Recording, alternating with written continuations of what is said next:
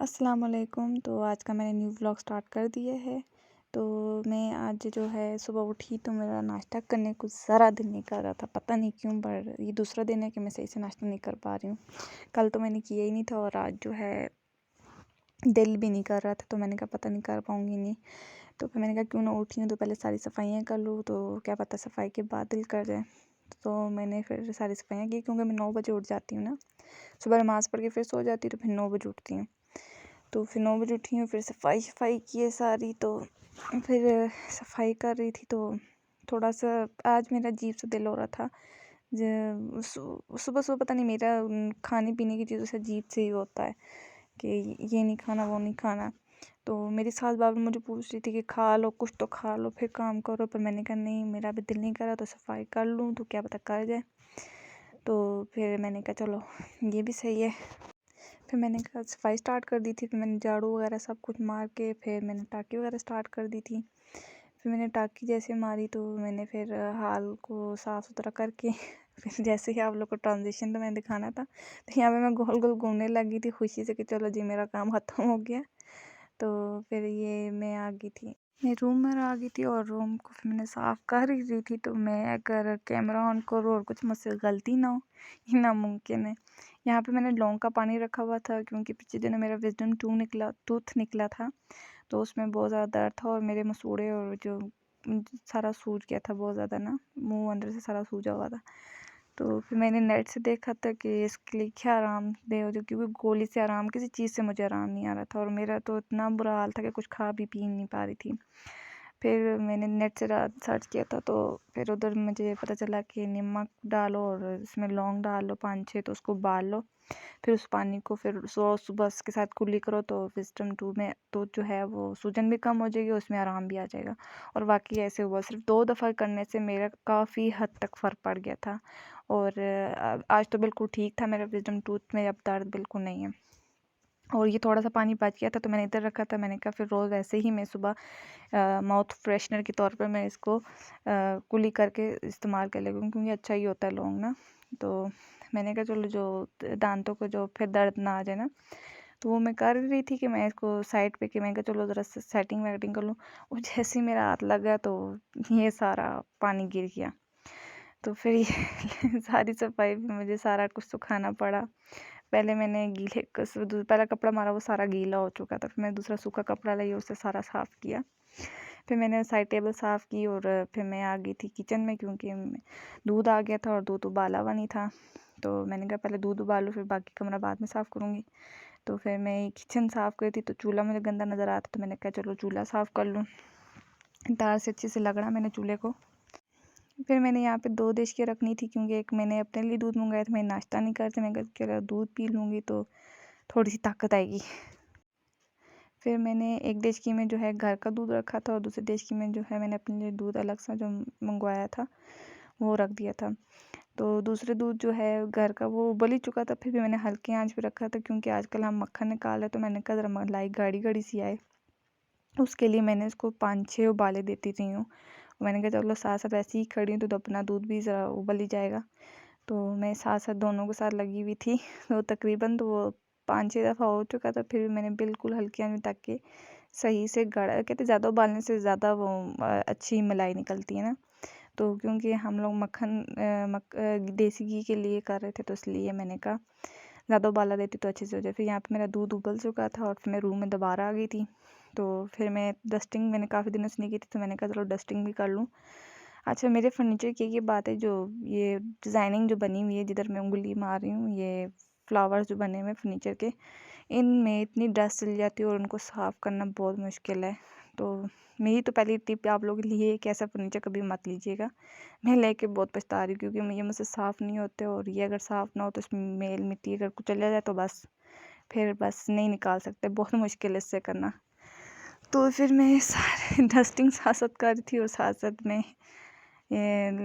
Video कर रही थी। तो हाय अल्लाह, बहुत मुश्किल है एक हाथ से वीडियो करना और एक हाथ से ये फिर मुझे सफाई करना। पर चलो थोड़ी सी डस्टिंग हो जाती है, क्योंकि मैंने हफ्ता हो गया था आई थिंक से मैंने डस्टिंग नहीं की थी, सफाई तो करती पर डस्टिंग नहीं करती। तो मैंने कहा डस्टिंग भी कर लूँ और आज ज़रा कारपेट ब्रश से कारपेट को भी ज़रा साफ़ कर दूँ। मेरे कारपेट पे ज़ाहिर बात है बड़े-बड़े रैपर्स तो नहीं होते, छोटे-छोटे वो जो होते हैं वो पता नहीं वो फँसे होते हैं ना, कारपेट में अक्सर वो जम जाती है धूड़ वगैरह ना, उनके लिए फिर मैंने कारपेट ब्रश लिया हुआ था तो उससे फिर मैंने कहा चलो वो भी साफ़ कर लेती हूँ।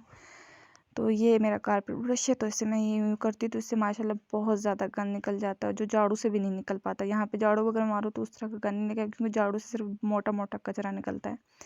तो मेरे तो कमरे में मोटा-मोटा कचरा नहीं, तो छोटे-छोटे पतले-पतले बाल होते हैं मेरे सर के, वो होते हैं। बाल होते तो वो फिर वही उससे आराम से निकल देख भी रहे हैं कि कितना छोटा-छोटा वो जो धूल मिट्टी जो होती है वो उससे अब्ज़ॉर्ब की होती है वो भी निकाल लेता है। तो फिर मैं काफ़ी ज़्यादा इसके ब्रशेज़ गंदे होते सही से सफाई नहीं करा था तो मैंने पहले से उसके सारे ब्रशेज़ को साफ़ किया अच्छी तरीके से। पहले और आफ्टर और बिफ़ोर देख ले कितना मज़े का मैंने साफ़ कर दिया। तो फिर मैंने इनकी जो पीसेस थे दोबारा जोड़े अच्छी तरीके से ताकि मेरा जो है कारपेट ज़्यादा अच्छी तरीके से साफ़ हो जाए। तो फिर मैंने इसको अच्छी तरह से जोड़ जाड़ के फिर दोबारा मैंने इस पे कोनों-कोनों से जगह-जगह से मैंने फिर मार ली थी। अच्छा तो मैंने एक सोचा हुआ है कि जैसे मेरे 50 सब्सक्राइबर हो जाएंगे तो मैं छोटी सी सेलिब्रेशन करूँगी। तो या तो सोच रही हूँ कि केक बाहर से मंगवा लूँ या तो घर में ही बेक कर लूँगी। अभी मेरा कुछ फाइनल नहीं है इस चीज़ में ना। तो इंशाल्लाह फिर जैसे मेरे 50 सब्सक्राइबर हो जाते हैं क्योंकि अभी मेरे 32 तक हो ही चुके हैं मैक्सिमम ना। तो थोड़ी सी ही कम है तो जल्दी से मेरे 50 सब्सक्राइबर तो पूरे कर दे ताकि मैं छोटी सी सेलिब्रेशन कर सकूँ क्योंकि मेरे लिए भी बहुत खुशी की बात होगी कि मैंने फर्स्ट अचीवमेंट तो मैंने अपना गोल रख लिया है। 50 के पहले कम है पर यही बात है ना आहिस्ता-आहिस्ता चढ़ेंगे। एकदम से मैं ये नहीं बोल सकती कि मुझे 500 करके दो या 100 करके दो, आहिस्ता-आहिस्ता। तो मैं चाहती हूँ फ़िलहाल मेरे 50 ही मुझे कर दें फिर इंशाल्लाह आहिस्ता-आहिस्ता हम आगे सीढ़ियाँ बढ़ाएँगे अपनी। तो ये मेरी फ़र्स्ट जो अचीवमेंट होगी वो पूरी हो जाएगी तो मैं इसको ज़रूर सेलिब्रेट करूँगी इंशाल्लाह। फिर मैं बाहर आई तो कमरा-शमरा साफ़ करके तो देखा पानी आया हुआ था तो यहाँ पे 10:30-11 हो चुके थे। तो फिर मैंने सारा पानी बोतले-शोतले को भरा और वाल को एज़ यूजुअल बंद किया और ऊपर मैंने टैंकी पे लगा दिया। तो अगर टैंकी भर भी जाती तो मैं फिर वाल नहीं खोलती और अगर खोला भी तो नीचे वाली टैंकी पे लगा देती क्योंकि मैं पानी ज़ाया करने के सख्त खिलाफ़ हूँ। तो आप लोग भी कोशिश किया करें पानी मत ज़ाया किया करें, ठीक है? तो फिर मैं रूम में आई तो ये जो मेरे सोफ़े पे कपड़े पड़े हैं तो ये मुझे इस्त्री करने थे आज। तो फिर मैंने कहा चलो इसको बाद में करूँगी, पहले नाश्ता कर लूँ क्योंकि थोड़ी-सी भूख लगना शुरू हो गई थी। फिर ये मेरे पास 2 ब्रेड्स थे तो मैंने कहा चलो दूध और ब्रेड के साथ में नाश्ता कर लूँगी। जो मैंने सुबह दूध उबाला था तो वो दूध निकाला और कप में मैंने डाला और फिर मैं अपने रूम में चल के नाश्ते के लिए चली गई थी। अच्छा तो सिंपल दूध तो मुझसे नहीं पिया जाता तो मेरे पास जो है इंश्योर का ये पाउडर फार्मूला है, बहुत अच्छा इसमें काफ़ी ज़्यादा विटामिन्स हैं, बहुत ज़्यादा मिनरल्स वगैरह जो भी है। तो काफ़ी ज़्यादा तो ये अच्छा है, हर लड़की को पीना चाहिए। तो ये आपकी इम्यून सिस्टम को बहुत ज़्यादा बूस्ट करता है और मैं जैसी लड़की के लिए क्योंकि जो नाश्ता नहीं करती या खाने में बहुत ज़्यादा कम खाती हूँ क्योंकि अक्सर मैं छोड़ देती या गोल कर देती हूँ अपना खाने को। तो फिर मेरे लिए ज़्यादा ज़रूरी है कि इससे मुझे है कि भूख भी लग जाती है अगर ये मैं खा लूँ पी लूँ ना। तो मैंने इसको अच्छी तरह से मिक्स किया फिर 1 चम्मच ही मैंने लिया तो फिर इसको मैंने फिर ज़बरदस्ती जैसे-तैसे करके मैंने पिया और 2 ब्रेड खाए। फिर यहाँ पे मेरे दिन के 12 बज गए थे आई थिंक सो। मैंने कपड़े इस्त्री करने वाले थे जो सुबह सोफ़े पे आप लोगों को नज़र आ रहे होंगे। तो काफ़ी ज़्यादा जमा हो गए थे, 4 सूट थे। तो मैं फिर इस्त्री करने से पहले मुझे इसको सेट करना मोबाइल को कि मैं किधर रखूँ, तो ये मेरे लिए एक बहुत बड़ा टास्क होता है। तो मैं पहले हीटर के ऊपर रख रही थी तो वो बार-बार गिर रहा था। फिर मैंने इसको शूज़ के डब्बे लिए 2 और उसके बाद मैंने कैंडल जो होल्डर नहीं होता उसकी मदद से इसको मैंने खड़ा किया और जैसे-तैसे मैंने अपने कैमरे को स्टेबल किया। तो फिर मैंने इस्त्री निकाल ली, इस्त्री के अंदर पानी डाला। तो ये मेरा जो इस्त्री में पानी डलता है, ठीक है? ये स्प्रे भी करता है और वो क्या कहते हैं उसको, वो भाप जो होती है वो भी इससे वो भाप वाली इस्त्री भी होती है। आप लोगों को नज़र आ रहा है ये बहुत सैटिस्फाइड होता है, मुझे बहुत खुशी होती है जब ये भाप छोड़ होता है तो मैं ज़्यादातर यही मोड से इस्तेमाल करती हूँ, जब भाप निकल रही होती है। मज़ा आता है कपड़े इस्त्री करते हुए इस तरह और अच्छा है इससे कपड़े बहुत अच्छे ज़बरदस्त इस्त्री हो जाते हैं। मतलब एक दफ़ा ये आप करोगे तो सारी जो आपकी शिकंजी होते हैं ना, शिकंज कहते हैं, हाँ, शिकंजी कहते हैं या वो सिलवट्टे जो होती हैं वो अच्छी तरीके से निकल जाती हैं, एक दफ़ा एक प्रेस से ही हो जाते हैं। तो यहाँ पे मैंने फिर से फ़ास्ट फॉरवर्ड किया हुआ था, टाइम लैप्स लगाया हुआ था। तो ये जल्दी हो रहा था और कितना मज़ा आ रहा है ना, जैसे जल्दी हो रहा है। कहीं मैं इतनी अगर तेज़ से मेरे हाथ चलते कितना अच्छा होता ना, तो 2 मिनट में सारे ख़त्म कर देती।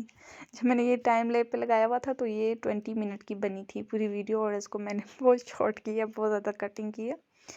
तो ये मैं कपड़े इस्त्री कर दी।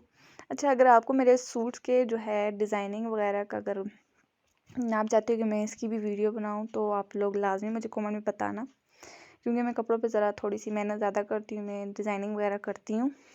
तो फिर मुझे लाज़मी बताना, ठीक है? अगर आप लोग चाहते हो कि मैं इसके ऊपर भी एक वीडियो 1-2 बनाऊँ।